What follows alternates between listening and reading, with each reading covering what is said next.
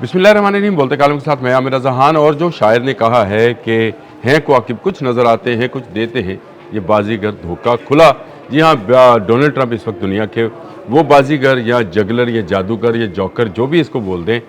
उसके लिए दुरुस्त मालूम होता है इस तरह के तमाम अल्फाज और अलकाबात के ये पूरी दुनिया के अमन को धोखा दे रहा है। जब ये बात की गई कि दूसरा बहरी बेड़ा भी जो है मशरक़ वस्ता में ईरान के लिए भेजा जाएगा, तो अब्राहम लिंकन के बाद सबकी नज़रें जो हैं वो जॉर्ज डब्ल्यू बुश नामी बहरी बेड़े पर गई और पेंटागन ने भी कहा कि उसको मशकों के लिए कह दिया गया है। इससे साफ जाहिर था कि ये बहरी बेड़ा जो है ये जाएगा, लेकिन हुआ नहीं। कल एक अचानक से, यानी अब से चंद घंटे पहले, हमारे यहाँ दिन होता है वहाँ रात होती है, चंद घंटे पहले डोनाल्ड ट्रंप ने कैरिबियन में मौजूद अपने दुनिया के सबसे बड़े बहरी बेड़े जेराल्ड एस फोर्ड को और जो है मशरक़ वस्ता में रवानगी का जो है इजाज़तनामा दे दिया है। और पेंटागन ने एक बार फिर तस्दीक कर दी है कि जेराल्ड एस फोर्ड जो है इसको मशरक़ वस्ता में भिजवाया जा रहा है। ये तमाम इक़दाम उससे चंद दिन पहले जब मुज़ाकरात का दूसरा दौर शुरू होना है, जो कि जनीवा में होना है, अमेरिका और ईरान के मबैन मुज़ाकरात अब जनीवा में होंगे, उससे पहले इस बहरी बेड़े का रवाना करना इस बात की निशानदेही है कि मुज़ाकरात में से मिलने वाला कुछ नहीं है।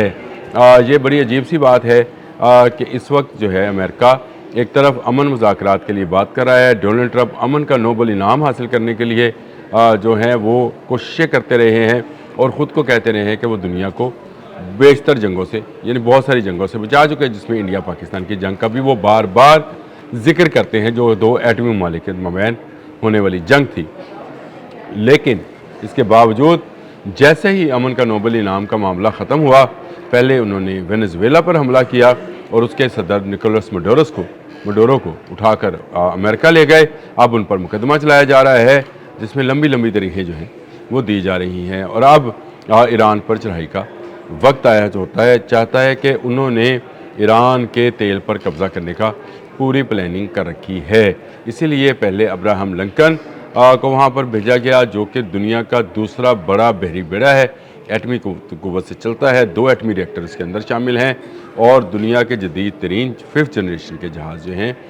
वो उसमें मौजूद हैं। लेकिन अभी भी तसल्ली नहीं हुई, तो उसके बाद एक नया बहरी बेड़ा भेजने की बात की और अब जो है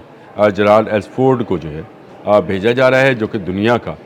अब्राहम लिंकन से भी बड़ा जो है बहरी बेड़ा है और जाकर ये अपनी पोजीशन संभालेगा। एक हफ़्ते का इसने जो है सफ़र करना है कैरिबियन, अमेरिका और कैरिबियन, जिसको हम वेस्ट इंडीज़ कहते हैं, उसके दरमियान के समंदर को कैरिबियन कहते हैं। इसलिए वेस्ट इंडीज़ की जब टीम आती है तो उसको भी हम कैरिबियन कहते हैं। उसके साखलों में मौजूद इस बहरी बेड़े को फौरी तौर पर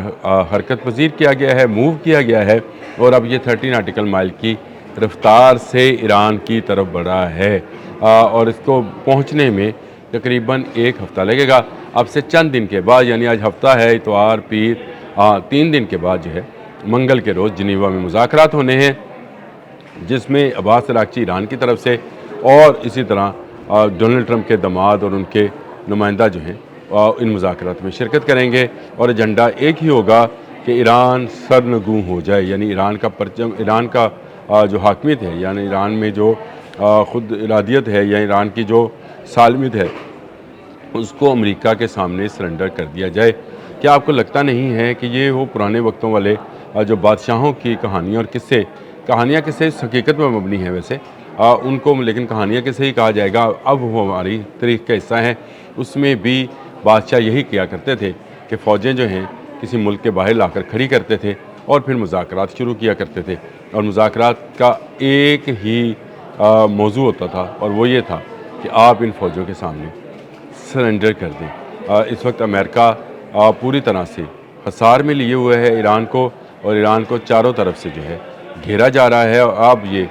जेराल्ड एस फोर्ड का भेजे जाना इस बात का बेयन सबूत है कि ईरान अमेरिका मुज़ाकरात कामयाब नहीं होंगे। वैसे मैंने इन मुज़ाकरात के शुरू होने से, इसका जो पहला सेशन अमान में हुआ था, उस वक्त ही आपको आगाह किया था कि अमेरिका इसमें सिर्फ टाइम गेन करना चाहता है, जो कि उसको मिडल ईस्ट में कोई फ़ौजी अड्डा नहीं मिला है,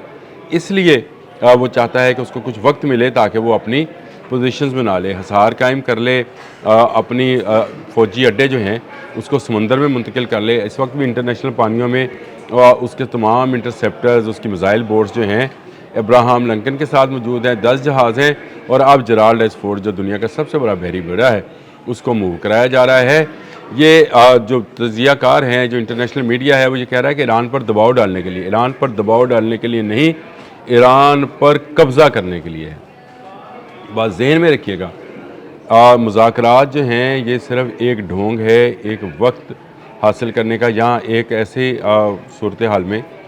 جب وہ ایران کو پوری طرح سے جب تک قبضہ نہیں کر لیتے ہیں اس وقت تک وہ اسی طرح جو ہیں وہ حرکتیں کرتے رہیں گے، کبھی وہ مذاکرات کی ٹیبل پر جائیں گے، اور یہ قبضہ اس قبضے جیسا نہیں ہوگا جیسا ماضی میں فوجیں کیا کرتی تھیں، کہیں رومن، کہیں ہسپانوی، کہیں برٹش، کہیں جیپنیز، کہیں جرمنز۔ یہ ان فوجوں جیسا قبضہ یا نوبادیاتی نظام والا معاملہ نہیں ہوگا، یہ معاملہ ہوگا کہ اس کے اندر سے ہی ایک حکومت بنائی جائے گی ایران کے اندر سے، اور اس حکومت کے جو ہے حوالے سے پھر وہ نیا معاملہ جو ہے شروع کیا جائے گا۔ ڈونلڈ ٹرمپ نے مذاکرات سے پہلے ہی ایک ہنٹ دیا ہے، اب اس ہنٹ کو سمجھیں۔ وہ ہنٹ کیا ہے یہ آنے والے ولاگ میں بات کروں گا کہ یہ مذاکرات میں کیوں کہتا ہوں کامیاب نہیں ہوں گے، اور ڈونلڈ ٹرمپ جو جگلنگ اور جو جوکر بنا کر رہے ہیں وہ کس لیے کر رہے ہیں، یہ ساری چیزیں میں آنے والے اپنے ولاگ میں بتاؤں گا۔ یہ بھی بتاؤں گا کہ جرالڈ ایسفورڈ کے اندر وہ کون سی چیزیں ہیں جو دنیا کے کسی اور بحری بیڑے میں نہیں ہیں، اور یہ کیوں ناقابل شکست ہے، اور یہ بھی بتانا میں ضروری سمجھتا ہوں کہ جو بش تھا، ڈبلیو بش جو بحری بیڑا تھا، جارج ڈبلیو بش، اس کو کیوں نہیں بھیجا جا رہا، اور اس کا میں نے آپ کو بتایا تھا کہ ایران نے ذوالفقار نام کا میزائل جو ہے اس کے لیے تیار کیا ہے، اور اس کو ہڈن علاقوں میں پہنچا دیا ہے، ایسے علاقوں میں جہاں پر بمبارمنٹ بھی اگر ہو تو وہ بیٹریز جو ہیں وہ بچ جائیں، وہ اچانک نکلیں گی غاروں میں سے اور پھر وہ برس پڑیں گی جارج ڈبلیو بش نامی جو اس کا بحری بیڑا ہے۔ اس لیے اب اس کو روک دیا گیا ہے، اور اس کی جگہ پر نیا جرالڈ ایسفورڈ جو ہے اس کو بھجوایا جا رہا ہے، اور یہ بحری بیڑا جا کر ابراہم لنکن کے ساتھ شامل ہوگا، یعنی کچھ 10-12 جہاز اس کے ساتھ بھی ہیں۔ اس کا مطلب ہے کہ پوری طرح سے مشرق وسطیٰ، آبنۂ ہرمز، خلیج فارس اور ریڈ سی، سعودی عرب والا سمندر جو ہے، اس کو پوری طرح امریکہ اپنے قبضے میں کر لے گا۔ یہ آبی گزرگاہ جو دنیا کے 20% تیل کی آمد و رفت کا ذریعہ ہے، جو LNG اور LPG کی جہازوں سے کی گزرگاہ ہے، اور مڈل ایسٹ میں خوراک اور تجارت کا بڑا ذریعہ ہے، اس کو بلاک کر دیا جائے گا، اور بلاک کرنے کے بعد پھر امریکہ اپنی شرط پر جس کو چاہے گا خوراک دے گا، جس کو چاہے گا اس کی دوائی بند کر دے گا، جس کو چاہے گا اس کا تیل نکلنے دے گا۔ اب یاد کریں کہ میں نے کیوں کہتا ہوں کہ یہ دجالی سسٹم کا سربراہ ہے ڈونلڈ ٹرمپ، کیونکہ دجال بھی یہی کام کرے گا، اور آپ نے سن رکھا ہے کہ حدیث میں ہے کہ وہ جس کو چاہے گا رزق دے سکے گا، جس کو چاہے گا اس کا رزق روک لیا جائے گا۔ اور بچیں گے کون؟ صرف اللہ والے بچیں گے، جو کہ اس کے اس فریب میں، اس چکر میں نہیں آئیں گے۔ دجالی سسٹم اس وقت پوری طرح پنجے پھیلائے ایران کی طرف بڑھ رہا ہے۔ اب تک کے لیے اتنا ہی، اللہ حافظ۔